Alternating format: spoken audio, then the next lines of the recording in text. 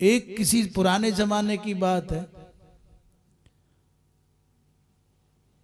एक गौ माता पानी पीने आई, किसी ने गायों के पानी पीने की जगह बना रखी थी, और अचानक जहां वो पानी पीने की जगह थी उसी के साथ से जुड़ी हुई एक दीवार में न जाने क्या झंझट हुआ, गाय का सींग फंस गया।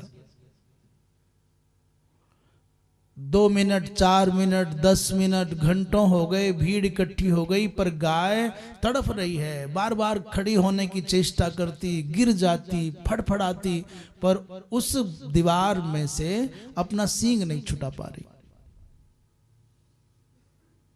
लोग कोई कोई उपाय करते, कोई गाय को खींचते, कोई कुछ करते, बात नहीं बन रही। ये बात वहां का जो उस क्षेत्र का जो नायक था उसको भी बुलाया गया, राजा को बुलाया गया, और उस राजा के पास में एक बहुत सुंदर युवक ब्राह्मण कुल का बालक था, उसका मंत्री का कार्यकर्ता था, वो भी आया, अपने पिता की जगह पर नियुक्त था, और परामर्श किया भाई क्या करें। तो उस विधवा ब्राह्मणी का पुत्र था, उसके पिता पहले मंत्री थे इसलिए उसको नियुक्त कर लिया। उससे पूछा भाई क्या करें, कोई उपाय बताओ। उसने कहा क्या करना है, गाय का सींग काट दो, कम से भी कम गाय के प्राण तो बच जाएंगे, गाय का सींग काट दो। इतना सुनते ही राजा को बड़ा आश्चर्य लगा, रे तू ब्राह्मण का बेटा है, तेरा पिता बड़ा धार्मिक था, पर तेरे मन में ये पाप कैसे आया कि गाय का सींग काट दो, तुमने ये क्यों नहीं कहा कि दीवार गिराओ। अरे मूर्ख, दीवार गिर जाती तो दीवार की जगह नई दीवार बन जाती, पर एक बार गाय का सींग कट जाएगा तो गाय के सींग की जगह दूसरा सींग लगाया जा सकता है क्या। तेरी दृष्टि में दीवार का महत्व है, कुछ पैसे का महत्व है, पर गाय के सींग का कोई महत्व नहीं है। उनको बड़ा आश्चर्य हुआ। अंत में राजा ने दीवार गिराई, गाय को मुक्त कराया, पर चिंतातुर थे कि मेरा मित्र जो मंत्री था वो तो ऐसा था नहीं, ये हिंदू कैसा है, ये कैसा ब्राह्मण है। उस राजा ने उस बालक की माँ को बुलाया और पूछा, रे देवी सत्य बता, तू सच सच बता, क्या ये उसी मेरे मित्र का ही पुत्र है। उस बिचारी ने कहा, महाराज मैं सौगंध खा करके कहती हूँ ये पुत्र तो उनका ही है। तो फिर तेरे पुत्र के चित्त में गाय के सींग काटने की बात आई कैसे, सच बता। ये भी तो बोल सकता था कि दीवार गिरा दी जाए।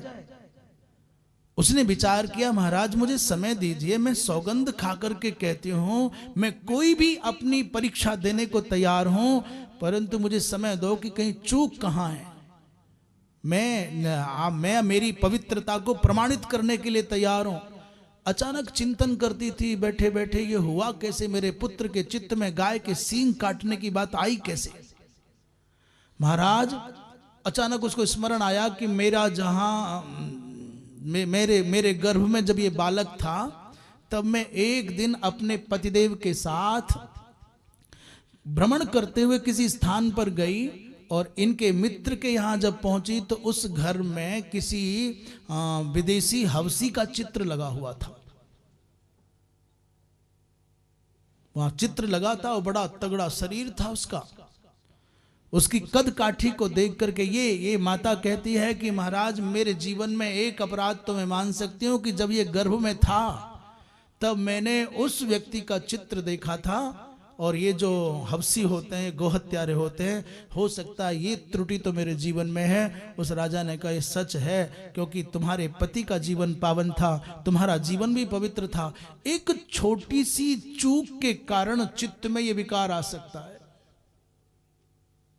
एक थोड़े से अपराध के कारण चित्त वृत्ति के चूक जाने पर यह दोष रह सकता है। सोचो कि जो इतने बड़े बड़े भ्रूण हत्या जैसे कर्म संपन्न कर लें, फिर उनके मन में सनातन के प्रति आस्था कहां से रहेगी। इसलिए आज की परिस्थितियों में ना तो मनुष्यों में वेदों के प्रति पूर्ण आस्था है, वो वेदों का नाम लेता है, वो पुराणों का नाम लेता है, वो भगवान का नाम लेता है, परंतु उसको लगता है मूर्ति में भगवान है कि नहीं है, उसको लगता है वेदों की बातें सत्य हैं कि नहीं है, उसको लगता है तीर्थों में शक्ति है कि नहीं है।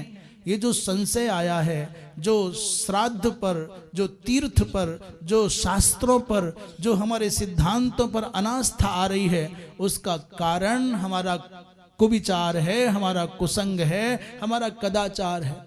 इसलिए जिनको भी अपने जीवन में पवित्रता की अपेक्षा है उनको पाप करना भी नहीं और पाप करने वालों का संग भी नहीं करना है।